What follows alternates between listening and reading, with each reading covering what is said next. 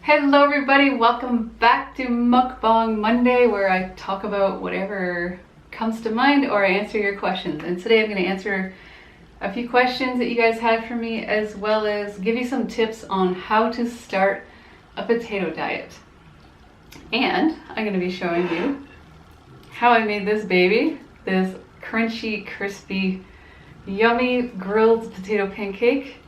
And the flavoring I used in this one is a little bit of dill and onion powder. And I'm going to show you how I make my homemade ketchup, because I don't really like ketchup anymore, and that was one of the questions actually. Let's see. Yeah, Vegan Dumpweed asked, do I use ketchup on the potato diet? And I personally don't. Like I said, I don't like ketchup anymore. I used to love ketchup. If I was gonna have ketchup, I would prefer maybe an organic one, just because it doesn't taste as weird to me, but just the regular like Heinz ketchup, I don't like the taste anymore. And I don't know if it's just because of the refined sugar or high fructose corn syrup or whatever's in it. I don't know. So I'm gonna show you how I make one that's not sweetened and doesn't have any salt in it. So it might be kind of boring for you if you're used to having salt in your diet, in which case I would say just add a little bit of salt to this recipe. So let's make the ketchup first before this thing gets cold. So I'm using strained tomatoes. They're usually on the bottom shelf of the tomato sauce section. So wherever you find your tomato paste, look way down and see if you can find strained tomatoes. Sometimes they come in little cartons like Tetra Packs, and sometimes they're in glass jars. If you can't find those, then just get some no salt added diced tomatoes and then just blend them up in your blender. So I'm gonna add some onion powder. I'm not really gonna measure it. I'm just gonna sprinkle it on here. That's probably about a half a teaspoon. Same thing with the garlic, maybe a little less. It's kind of potent. And some Italian herbs. You can get Italian seasoning, just watch that it doesn't have added sodium, or you can make your own Italian herb blend, which I've done in the past and it's the best I've ever had. Just making your own, and you can find recipes online for that pretty easily. Okay, so I've probably got about a teaspoon of the Italian seasoning. And all I do is just stir that up. It's a little better if you were to do this ahead of time and just let the flavors sort of absorb into the tomato sauce. So you get something that looks like this. You can add more seasoning if you want, or to make it add a little extra kick, some liquid smoke. And actually that was a question as well from Vegan Dumpweed. She asked, what flavor of liquid smoke is this? And this is natural hickory. And there's 10 milligrams of sodium in 1 teaspoon. And I don't think I've ever actually used a whole teaspoon. Let's just give it a nice hickory flavor. You kind of have to be in the mood for it though. Weird combo.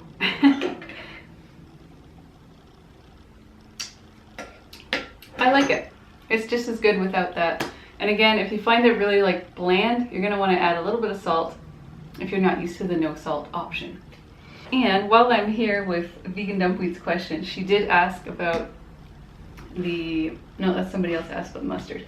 She asked about honey mustard. That's something, she doesn't actually like mustard, but she used to like honey mustard, and she's wondering if you can make kind of honey mustard out of mustard, make your own homemade without honey. And what I do is I use a little bit of maple syrup and mustard. It's not exactly like honey mustard, but it works for me. Another thing you could try doing is see if you can get your hands on some bee-free honey.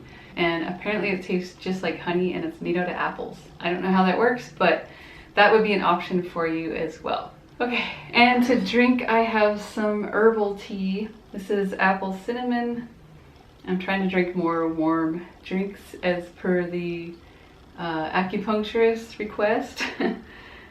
Just to yang my yin. I don't know. I think I'm more yin. I don't know, whatever. I don't know. I just know I'm damp and cold. That's what I was told. I'm damp and cold inside.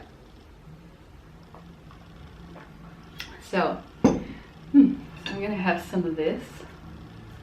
And yeah, I'm eating with my hands. It's just easier to eat with my hands when I'm eating one of these.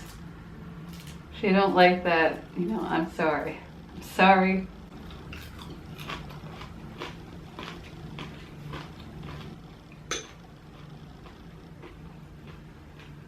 I'm not sure if this even goes with this. It's kind of a weird flavor combo. You know, dill with ketchup.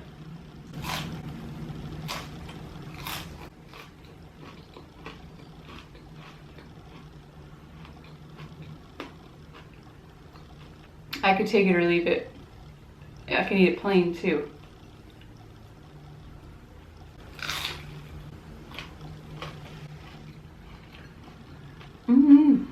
So in order to make this, yesterday I made some mashed potatoes and I made them very dry. I almost knocked my table over. So I added a very small amount of liquid to it. Sometimes, depending on the potatoes you use, some like golden potatoes, for example, after boiling them, they hold in a lot of the water. So sometimes you don't even need to add any liquid. For this, I added a little bit of almond milk, not much at all, just enough to mash it. And I also added some onion powder and dill. And then I just put that in the fridge to use for today. And I put that on the George Foreman grill, and you have to let it sit for at least 30 minutes. That's the key to this. If you're finding when you cook this on a waffle maker, panini maker, George Foreman, you can use any of those, and it's still stuck. I can hear my dogs barking. And it's sticking to it, you're just not cooking it long enough. And don't be alarmed by the steam that you're seeing coming out of the machine. You might think it's burning and that's smoky, but use your nose. If it doesn't smell like smoke, it's not smoke, unless you've got a smelling problem. But just use your nose. It's gonna be steaming quite a lot at the beginning, and then it'll taper down as it's almost done cooking. And like I said, if it's still sticking, close it back up, give it some pressure so that you can kind of push it back together, and then let it sit for another 5 or 10 minutes.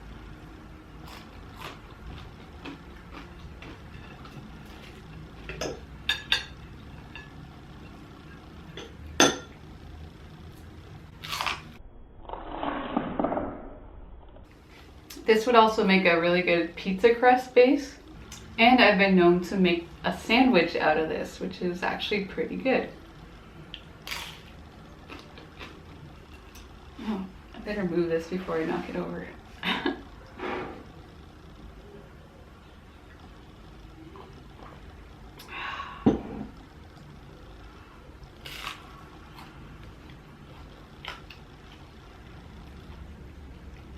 Do you notice I'm missing something from this meal? Did you guess it right? Vegetables. We are literally out of vegetables. We do have some romaine lettuce though. I could have washed up some romaine lettuce.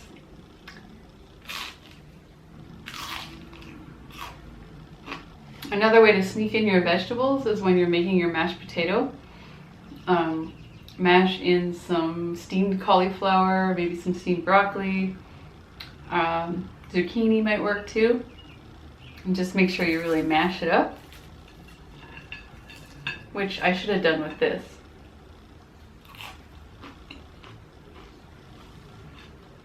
As I find it a little bit difficult to add the vegetables after the fact, unless you make it into a panini grilled veggie sandwich.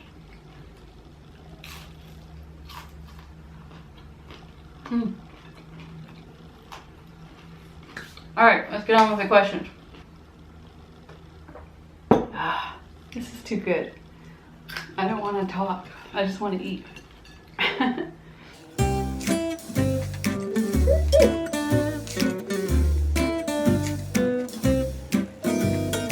right, question from Tracy N. Are your pups vegan, and if so, what do you feed them? So I'm kind of embarrassed, but no, my dogs are not vegan, and I don't judge if you are vegan and your dogs aren't vegan, or your cat is not vegan or whatever, so don't take it that way because I'm embarrassed that I'm not. I do plan on it, so that's why I'm embarrassed, because I've been planning on it for a few years now. So I'm just kind of embarrassed at my procrastination. But I did try giving my dogs vegan food. It was actually a few years ago, and then I gave up on it when Junebug was having some problems, some allergies, and I wasn't able to pinpoint if it was from something in the vegan dog food or what. So I can't remember the name. I think it was Natural Balance. It's labeled vegetarian, but it is vegan. And we did that for, I don't know, a couple of months, and she started getting itchy after a couple of months. My plan was to start making homemade dog food and mixing it with a little bit of vegan kibble. And the one I was trying to get my hands on was the V-Dog. And the V-Dog stopped distributing in Canada.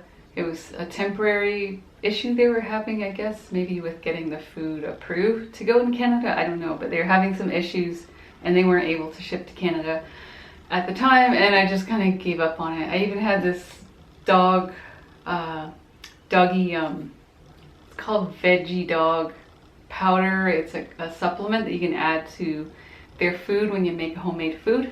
I kind of just forgot about it, and I still don't feel right about giving my dogs non-vegan food. Not that I think it's wrong to do that, but it just doesn't sit right with me. And I know my dogs can be vegan. I just needed to revisit that. So maybe about a year ago, it was kind of close to before we moved, a couple months before we moved to Ontario, I did find a Canadian company that someone recommended, the Evolution Diet, and I looked that up, and they've since changed their name to Vicado, and they sell a couple different brands on there. So I found them and I did a trial, and it seemed to be fine. It's just it was so expensive and it costs a lot to ship. But I am closer now to where they're located, so shipping is quite cheaper for me now, and I could actually go pick it up in Toronto if we really wanted to. They're your dogs too, you know. What? Why don't you want your dogs? Because I'm doing a mukbang. But I am going to really focus on getting my dogs to be vegan, because they love a lot of vegan foods already, and the only thing they don't eat that's vegan is their dog food, which is kind of actually a small amount compared to what they eat throughout the day.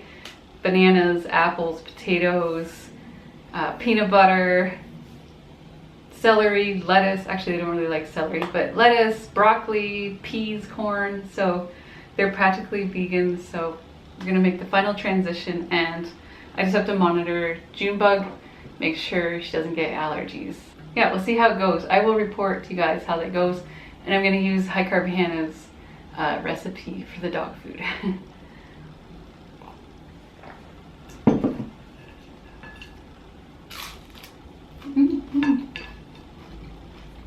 All right. Oh my God. My camera's counting down right now. It's getting full. Didn't realize my memory card was almost full.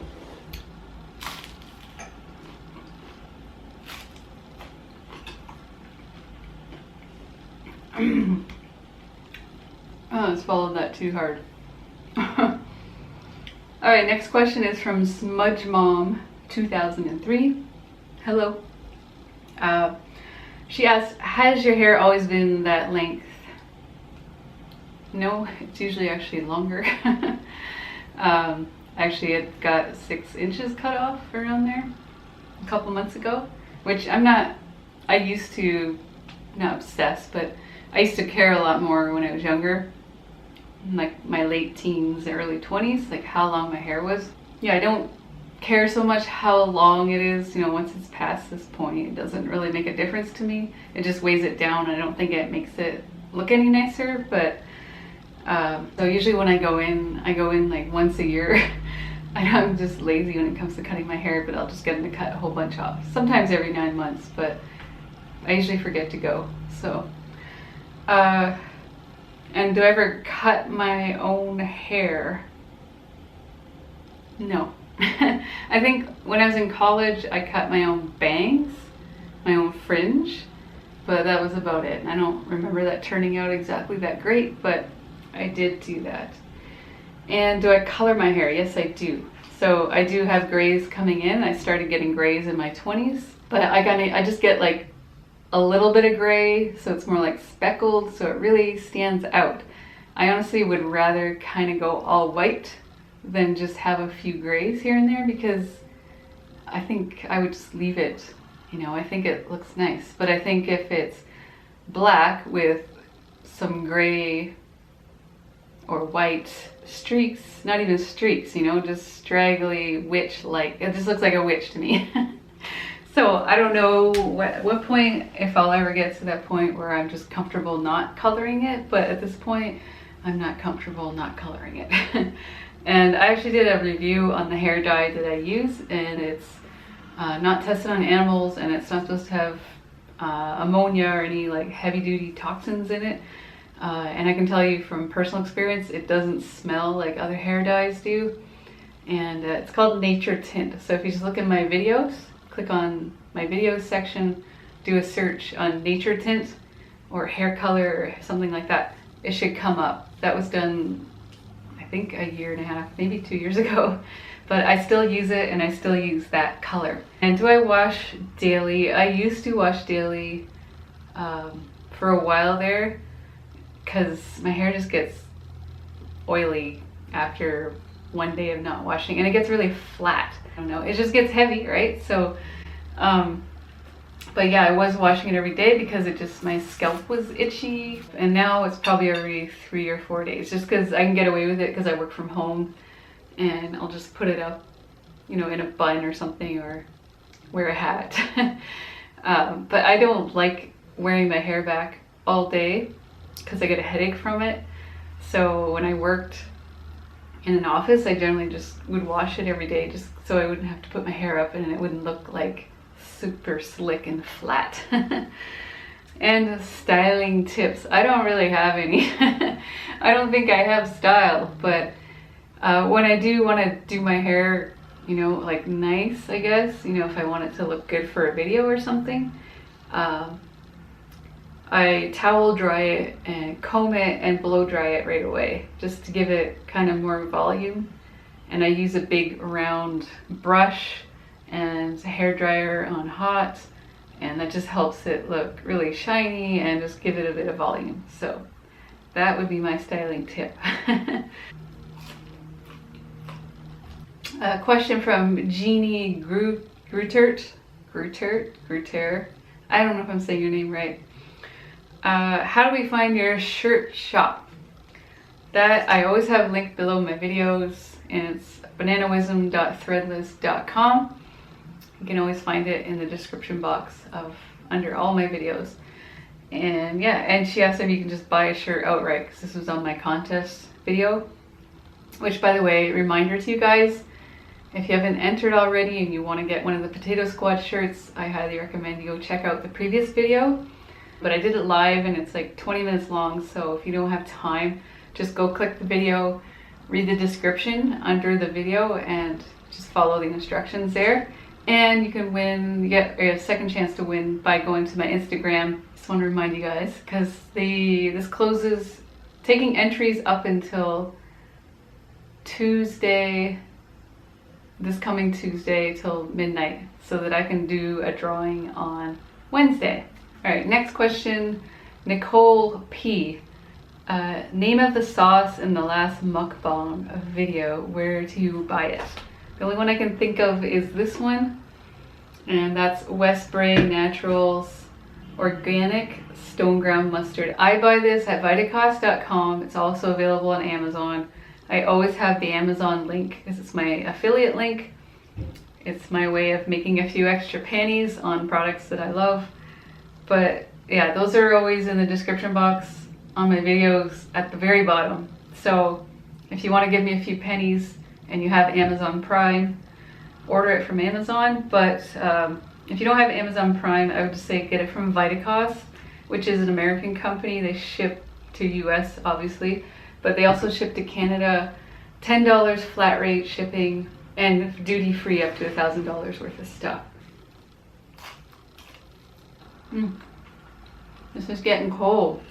All right, Julie Anderson asks, how did you meet your husband and were you both vegan? Was one of you vegan and the other not? So we met playing a video game online called World of Warcraft. Yeah, we were friends on World of Warcraft. We were in the same guild together for probably a year or so. And we got to know each other pretty well because we talked to each other a lot. That's how we met. And then we met in person and the rest is history. But we were not vegan when we met. And both of us went vegan together on May 20th, 2011. So we just celebrated our 6-year vegan anniversary. Anyway, let's move on to the next question. Oh, actually that was it because I already answered vegan dumplings question. So I'm gonna finish eating this. And then I want to talk to you guys about just my opinion on, you know, being strict with your diet and if it's depriving or is making your life less fun. Because I do hear comments from people when they talk about people like Chef AJ or, you know, other people that are eating a very clean, vegan, plant-based, whole foods diet without salt, oil, or sugar, or flour, or whatever. And they call it extremely strict. And some people feel like they're not living, you know, they're not enjoying life or living if they give up certain foods. Even though they're already vegan, they've given up foods, but maybe it's easy, you know, like meat, dairy, eggs, fish, because you're giving, yeah, it doesn't feel like a sacrifice because you know you're helping to save animals' lives. I remember my uncle said, you know, live a little, life's too short, you only have one life. I hear comments like that all the time, not always directed at me, but just in general.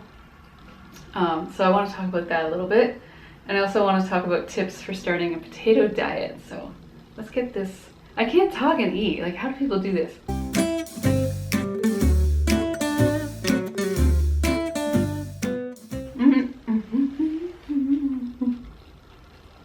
This is not enough food. Not much of a mukbang. There's not much food here. But the crunch. It's all about that crunch.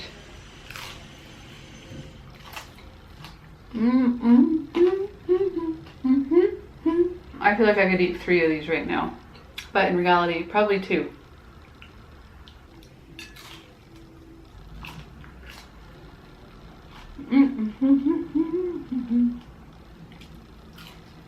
I thought about doing a live video today, a live mukbang, but then I thought I won't get any eating done because I'll just be answering questions constantly or feel like I need to talk constantly.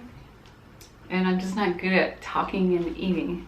So my thoughts on whether or not you're depriving yourself of living or having enjoyment in life by eating a strict, and I say strict, I guess it is strict, you know, SOS free, salt, oil, sugar free. I'm talking about processed sugar, not fruit. So as far as how Chef AJ eats or people that eat similar to her, you know, or even people like me, I'm just eating, you know, I'm avoiding added sodium and processed sugars, and just focus on whole plant foods, mostly potatoes and vegetables, and some fruit here and there. Do I feel like I'm depriving myself of enjoyment in my life? Not really, not at all actually. It sometimes is a pain in the butt, you know, if you want to get together with people and go out for dinner at a restaurant. And traveling, it can make it, you know, a little more challenging while traveling.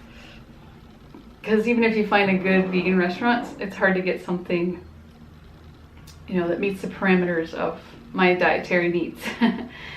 And it's hard to avoid oil, you know, when you're eating out, which I need to be extra careful with because my gallbladder will get angry at me if I eat oil. So I'm not only avoiding it because it's not good for you in general, but it's also extra not good for me because I don't like getting gallbladder attacks. That's usually my first thing while traveling. Like if I'm going out for dinner, I try to just see what I can do to avoid oil. That's my first priority. If I have to eat something with salt, it's not such a big deal. But yeah, I don't feel like I'm depriving myself. I can eat some potatoes. I can eat a meal before I go out because it's not about the food, it's about the people. And what I would do so that everybody else doesn't feel uncomfortable with me sitting there drinking some water is I'll order a garden salad or chef salad. I'll ask for some lime, some wedges of lime, and some balsamic vinegar, maybe a little pepper, ask for some mustard, maybe you can make yourself a little dressing. It's not a huge deal.